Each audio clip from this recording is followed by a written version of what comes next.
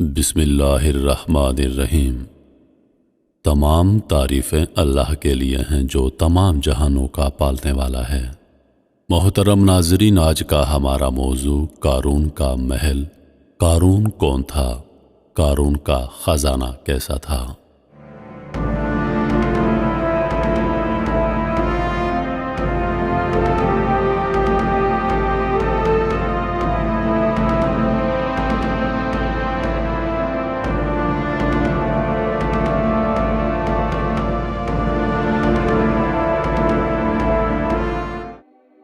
ناظرین، ویڈیو کی جانب بڑھنے سے پہلے قارون کا مختصر تعارف کرواتے ہیں کہ قارون دنیا کا امیر ترین شخص تھا جو حضرت موسیٰ علیہ السلام کے زمانے میں تھا۔ بہت سی روایات میں بیان کیا گیا ہے کہ یہ موسیٰ علیہ السلام کا چچا زاد بھائی تھا۔ اس کی آواز بہت خوبصورت تھی۔ یہ تورات کا قاری تھا، یعنی تورات بہت خوش الحانی کے ساتھ پڑھا کرتا تھا۔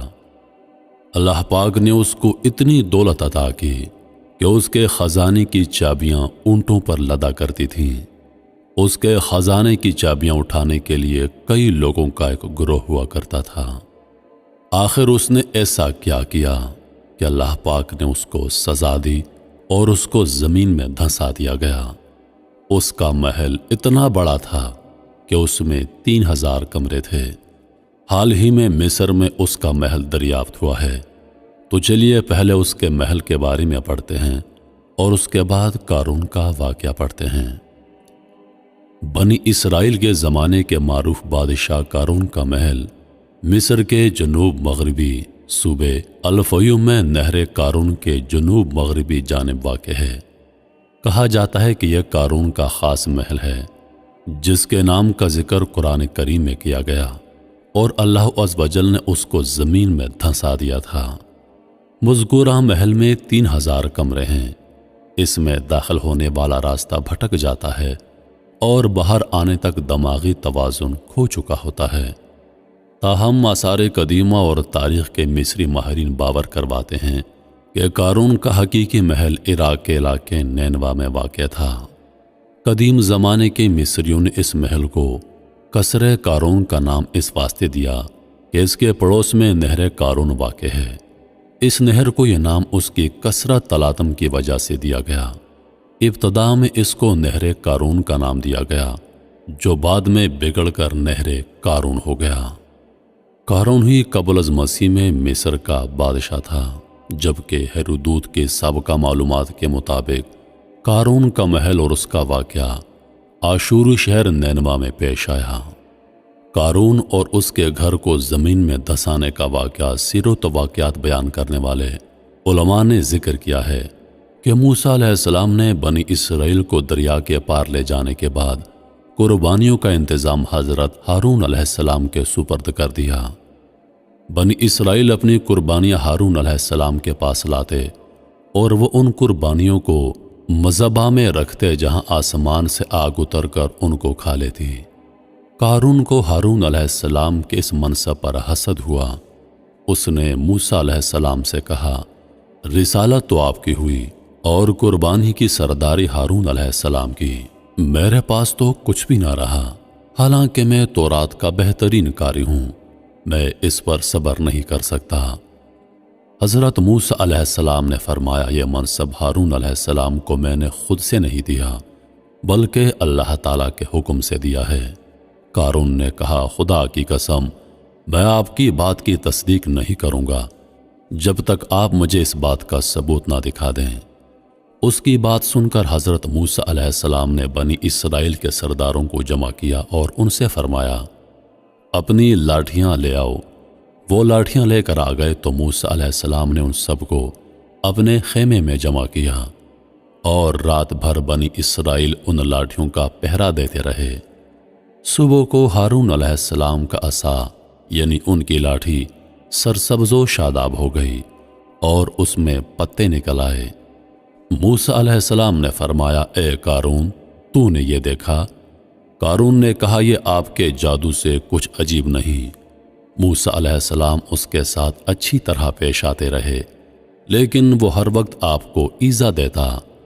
اور اس کی سرکشی اور تکبر موسیٰ علیہ السلام کے ساتھ عداوت دم بدم ترقی پر تھی۔ ایک مرتبہ اس قارون نے ایک مکان بنایا جس کا دروازہ سونے کا تھا اور اس کی دیواروں پر سونے کے تختے نصب کیے۔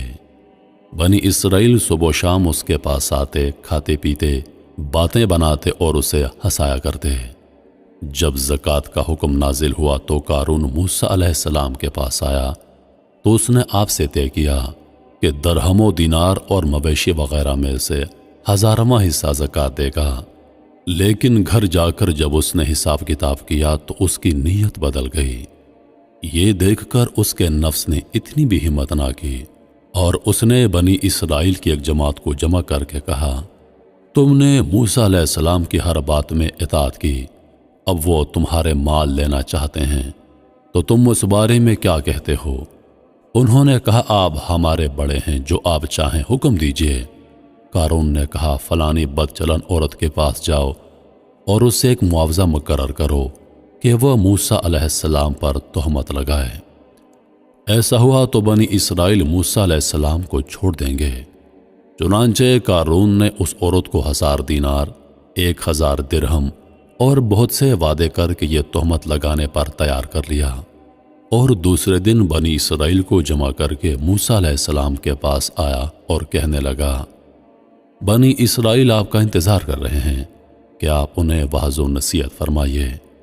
حضرت موسیٰ علیہ السلام تشریف لائے اور بنی اسرائیل میں کھڑے ہو کر آپ نے فرمایا، اے بنی اسرائیل، جو چوری کرے گا اس کے ہاتھ کاٹے جائیں گے، جو بہتان لگائے گا اسے 80 کوڑے لگائے جائیں گے، اور جو زنا کرے گا اور اس کی بیوی نہیں ہے تو اسے 100 کوڑے مارے جائیں گے، اور اگر بیوی ہے تو اس کو سنگسار کیا جائے گا یہاں تک کہ وہ مر جائے۔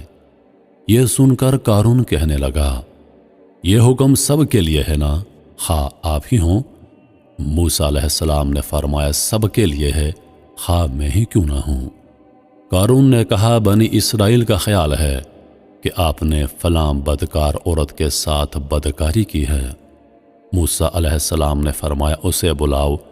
وہ آئی تو حضرت موسیٰ علیہ السلام نے فرمایا، اس کی قسم جس نے بنی اسرائیل کے لیے دریا پھاڑا اور اس میں راستے بنائے اور تورات نازل کی، تو وہ بات کر جو بات سچ ہے۔ اللہ پاک نے اس عورت کی زبان پھیر دی، اس نے تہمت لگانے کے بجائے سب کچھ سچ بیان کر دیا۔ اس نے مجمع میں کھڑے ہو کر کہا کہ مجھے قارون نے اتنی دولت دی ہے اور مجھے موسیٰ علیہ السلام پر جھوٹا بہتان لگانے کا کہا۔ یہ سن کر موسیٰ علیہ السلام اپنے رب کے حضور روتے ہوئے سجدے میں چلے گئے اور عرض کرنے لگے، یا رب، اگر میں تیرا رسول ہوں تو میری وجہ سے قارون پر غضب نازل فرما۔ اللہ تعالیٰ نے آپ کو وحی فرمائی کہ میں نے زمین کو آپ کی فرما برداری کا حکم دے دیا ہے، آپ اس سے جو چاہیں حکم دیں۔ حضرت موسیٰ علیہ السلام نے بنی اسرائیل سے فرمایا، اے بنی اسرائیل، اللہ تعالیٰ نے مجھے قارون کی طرف بھی اسی طرح رسول بنا کر بھیجا ہے جیسا فرعون کی طرف بھیجا تھا، لہٰذا جو قارون کا ساتھی ہو وہ اس کے ساتھ اس کی جگہ پر ٹھہرا رہے، اور جو میرا ساتھی ہے وہ اس سے جدا ہو جائے۔ یہ سن کر سب لوگ قارون سے جدا ہو گئے۔ پھر موسیٰ علیہ السلام نے زمین کو حکم دیا کہ قارون کو پکڑ لے۔ زمین نے قارون کو پکڑ لیا اور اسے دھنسانا شروع کر دیا۔ قارون گھٹنوں تک جب دھنس گیا تو اس نے رونا پیٹنا شروع کر دیا اور موسیٰ علیہ السلام سے معافی مانگنے لگا۔ آپ نے زمین کو فرمایا، اور پکڑ لے۔ زمین نے اس کو اور پکڑ لیا اور وہ کمر تک دھنس گیا۔ ایک مرتبہ پھر وہ چیخا چلایا، موسیٰ علیہ السلام کو واسطہ دیا، اپنی رشتہ داری کا واسطہ دیا کہ مجھے بخش دے، میں توبہ کرتا ہوں۔ موسیٰ علیہ السلام نے زمین سے فرمایا، اور پکڑ لے۔ زمین نے اس کو سینے تک جکڑ لیا۔